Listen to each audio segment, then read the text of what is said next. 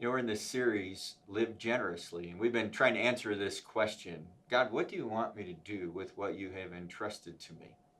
In Matthew chapter 25, there are three stories that Jesus tells. And in fact, he tells those stories in response to a question. And the question he gets asked is found in Matthew chapter 24. Verse 3 says, "What will be the sign of your coming and the end of the age?" His followers are with him on the Mount of Olives. They have just walked out of the temple area where Jesus had said there'd be a day when this temple will be destroyed. And it led them to want to ask, so when's this going to happen? What's going to happen? When's the world going to be over? That's a popular question. Lots of people are asking it. Lots of people try to answer it. And Jesus gives this kind of long answer that basically ends with, no one's going to know. No one's going to know the hour, the day, the time. But you ought to pay attention. And then he tells these three stories. And at the heart of these three stories is this question: God, what do you want me to do with what you have entrusted to me? And that really is a big deal question that if you're a Christ follower, you ought to be trying to answer. And our answers don't always end up being the same answer. The answer I have might be a different answer than somebody I work with, or maybe Diane's answer. The answer that I have may change over time because we have different opportunities, different abilities, different resources, different seasons in our life. But today, right now, in this moment, God, what do you want me to do with what you have entrusted to me?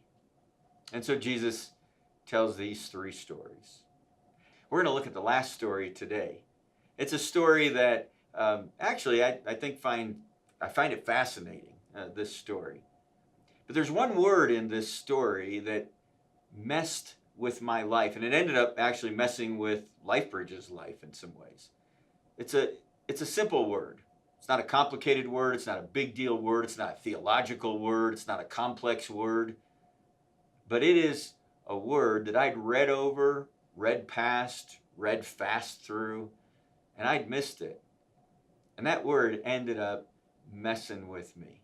Well, let's get to the story. Matthew chapter 25, down in verse 31. And by the way, honestly, I hope that word messes with you too. But listen to the story.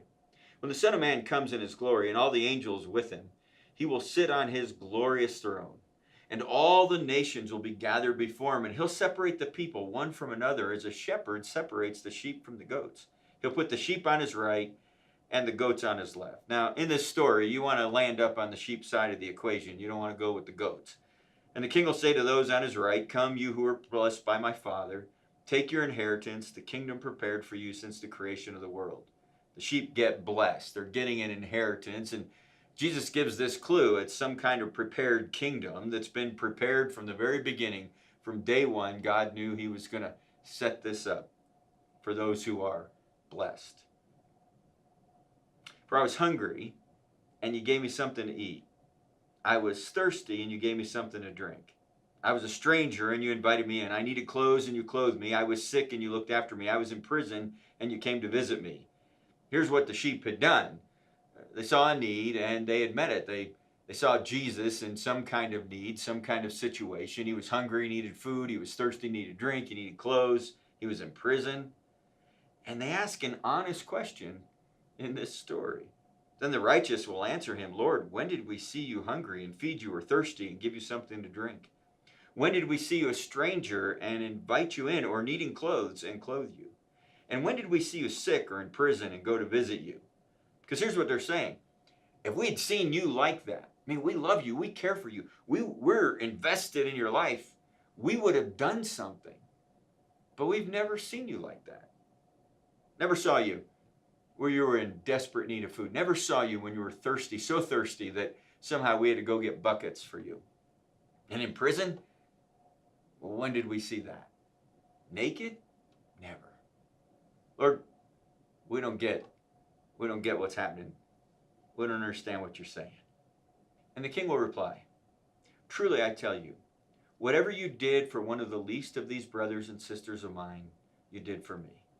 And then he will say to those on his left, "Depart from me, you who are cursed, into the eternal fire prepared for the devil and his angels. For I was hungry, and you gave me nothing to eat. I was thirsty, and you gave me nothing to drink. I was a stranger, and you didn't invite me in. I needed clothes, and you didn't clothe me. I was sick and in prison, and you didn't look after me." And they'll also answer, Well, Lord, when did we see you hungry or thirsty or a stranger or needing clothes or sick or in prison and didn't help you? In other words, hey, we would have done it if we'd seen you. It's not our fault. We never saw you like that. He will reply, truly I tell you, whatever you did not do for one of the least of these, you didn't do for me. And then they will go away to eternal punishment, but the righteous will go to eternal life. It's kind of a tough story here at the end, actually.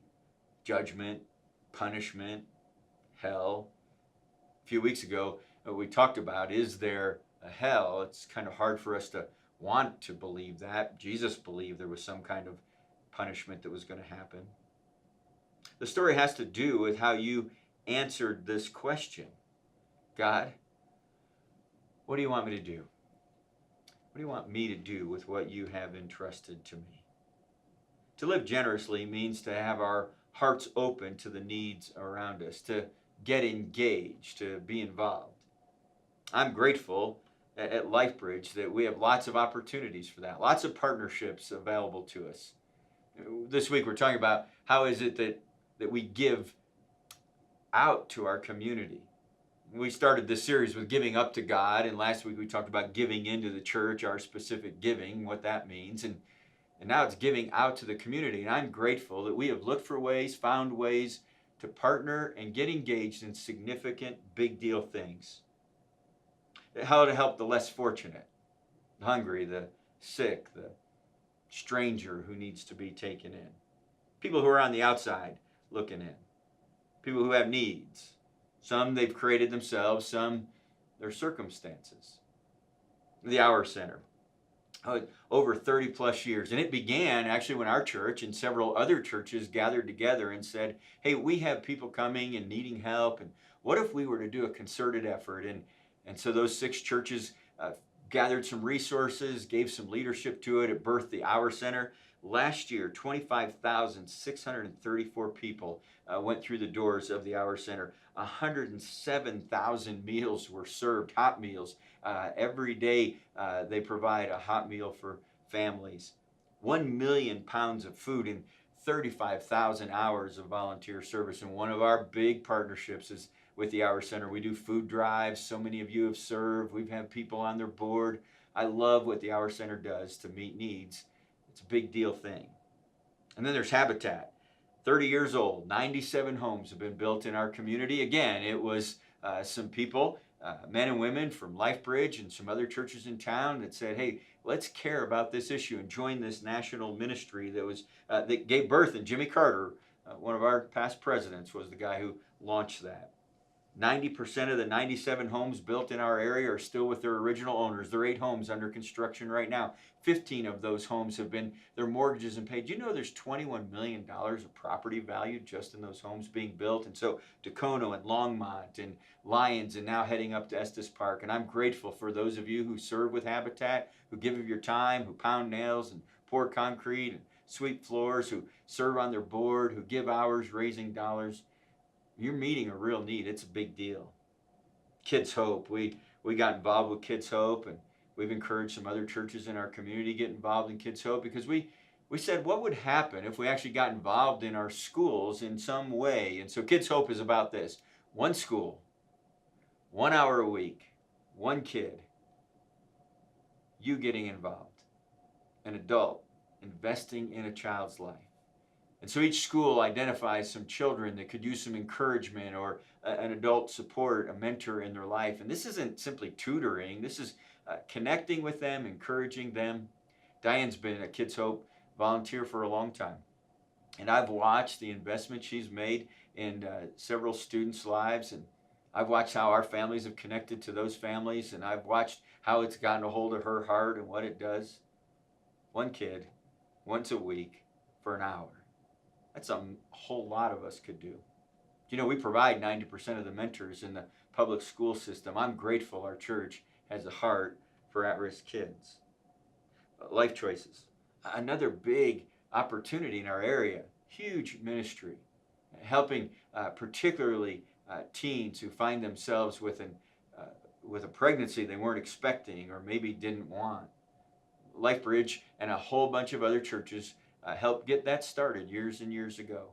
And I love our investment in that. I love the simple ways that we do things, whether that's the bottles from Mother's Day to Father's Day to provide change for change, and or whether that's volunteering, or years ago when the ultrasound machine was purchased. You know, this past year, over 700 ultrasounds given to 800 clients, with 74% of those walking out of life choices, choosing to go ahead and give life to that young child.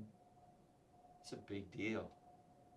Right now, Yvette Cullum, who's our youth pastor's wife, Steve's wife, she actually works for Life Choices, and she goes into the public schools and teaches health classes and kids about waiting, abstinence, why it matters.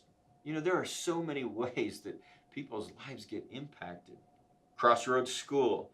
There were a few ladies who have been a part of our church in a lot of different ways who had a passion for helping kids. And I just recently spoke to their volunteers and those who support the school, and got to meet some of their graduates. And I love what this school does, because here's the only way you can get into this school.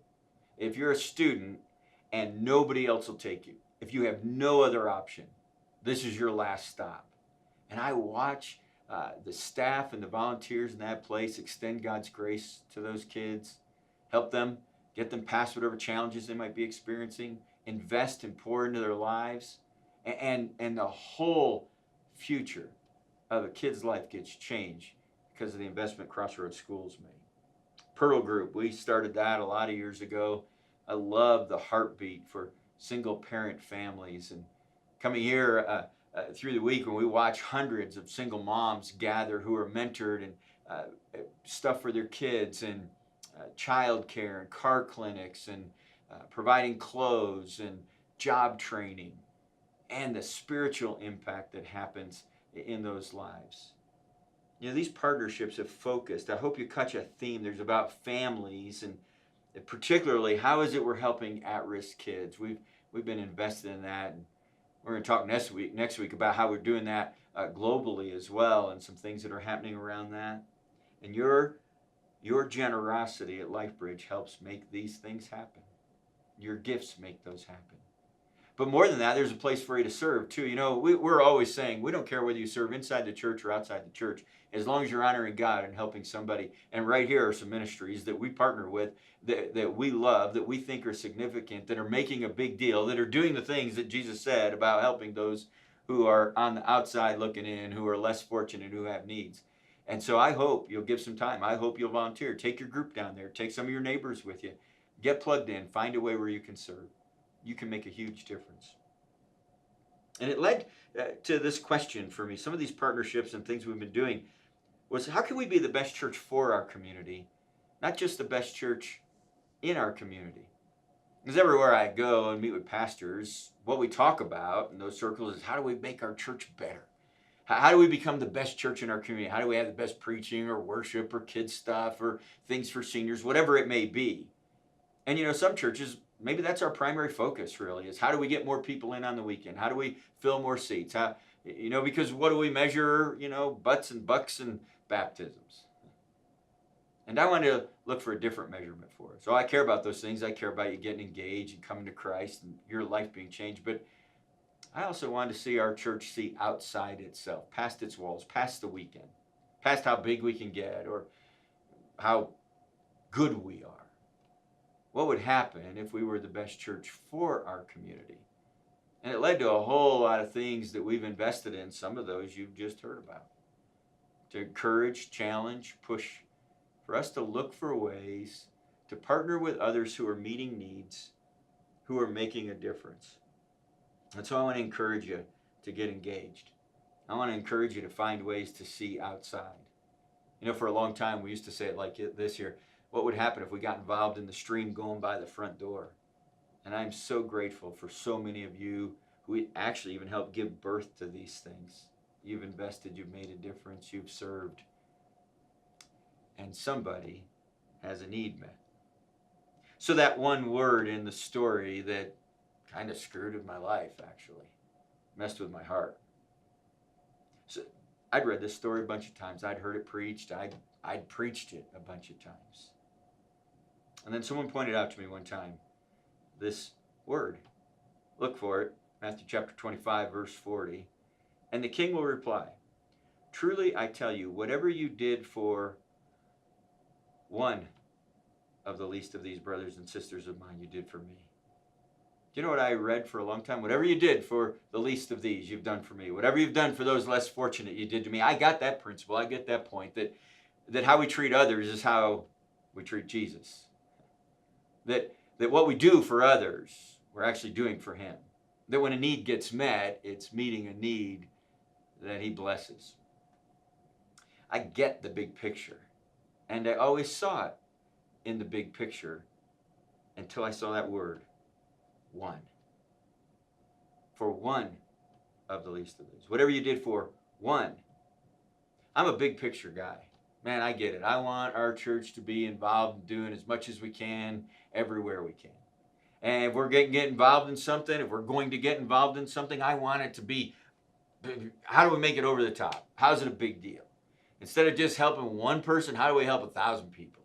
If we're going to get involved with single-parent families, that's great, but let's get involved with a lot of single-parent families. Let's get other communities to do it, other cities to do it. I've been about that. I've pushed for that. I've encouraged that. I am passionate about that. And then I read this verse. And whatever you have done for one of the least of these. So who's your one? Who? What's the name, the face that comes to mind? You know, you and I may not have the ability to help lots and lots. We might not have the resources to make something big happen. I mean, 107,000 meals and 25,000 people and 1 million pounds, 97 homes, 38 kids at Crossroads who need an investment in their lives, hundreds of single parents. That's a lot. That's a lot. It's more than I can do. But I'm not being asked to do more than I can do. I'm being asked to help at least one. But where are we investing in one? Where you get plugged in, because here's what I watch happen. When you mentor a kid in a school, you get connected to that one child. When you help out a single mom, you get to know her kids and her situation. But when you're volunteering down at the Hour Center or helping pound nails at Habitat, you get to work alongside the people who are going to live in those homes, or you're serving a meal. And if you're getting to know one, and here's what I've sorted out. When I get to know the one, they're never the least. I get so much out of that. Some of you have been around Lightbridge for a while. You might remember Paul. Paul was a guy who showed up one afternoon. He walked in the door like we get a lot of people walk in the door, and he needed some help. And he said to one of our staff members, he said, I'm afraid I'm going to die before I ever know what it's like for someone to love me. And he talked about the years of abuse he'd had as a child, horrific stuff. Ran away, had been homeless since he was 15, hadn't been sober that he could remember in 30 plus years, could hardly keep a job. And somehow he got connected to Paul. And here was an interesting, he was mad at God and hated the church. But he kind of kept showing up, and he started hanging out with our staff. And I remember grabbing Paul and going to my favorite breakfast place, Aunt Alice's, and hanging out there with him and talking about life and stuff. And I remember his anger and his frustration and his disappointment. And I remember saying to him, Paul, you ought to come to church. Oh, I hate the church. I wouldn't come to church. And then one Saturday night, I saw him show up at church. And maybe he'd come, I'm guessing he had a little liquid courage that night. He stood in the back, his arm full, just glaring at us. You know, I'm kind of used to that. A lot of you do that with me. And then he walked down the aisle. Everybody's watching. I just kept preaching. He got all the way down the front, just staring at me. And then he turned, and he flipped off all of you and headed back up the aisle. Now, he had no idea kind of how often I'd wanted to do that, just didn't have the courage. But I remember watching Paul be so mad. Why would this stuff happen to him? Why was the church so bad? Why would God give up on him? But I also remember watching Paul come out of that baptistry, start to make some change in his life. And you know how that happened? That happened, and I'm not going to name your names, but some of you, he lived in your homes. You gave him jobs. And that was hard because, man, he'd get angry, he'd get mad, and he'd blow it, and he'd do something stupid. Some of his addictions would get a hold of him in ways that weren't good. Paul lived in a trailer up right behind the building here, and worked on our facility staff for a bit, and he was still rough around the edges. But Paul went from somebody who I would have just passed over, seen past, looked past, to being a friend. I was doing a funeral service here one afternoon. He was working in the lobby, and he said, "Hey, what are you getting ready to do?" And I said, "Well, I'm doing this funeral." And he looked in. There were already a few hundred people sitting there, and he said, "No one's ever going to come to my funeral." I remember the Sunday morning, Paul, who was normally up early, saw him first thing. Nobody could find him.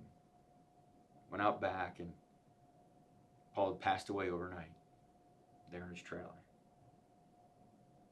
And you know what we did the next weekend? Some of you will remember. We had a memorial service for him in all of our services.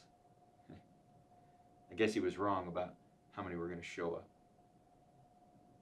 Because what I learned from Paul was this: whatever you do, for somebody who's less fortunate, whatever you do, for just one, you've done for Jesus. Who's your one?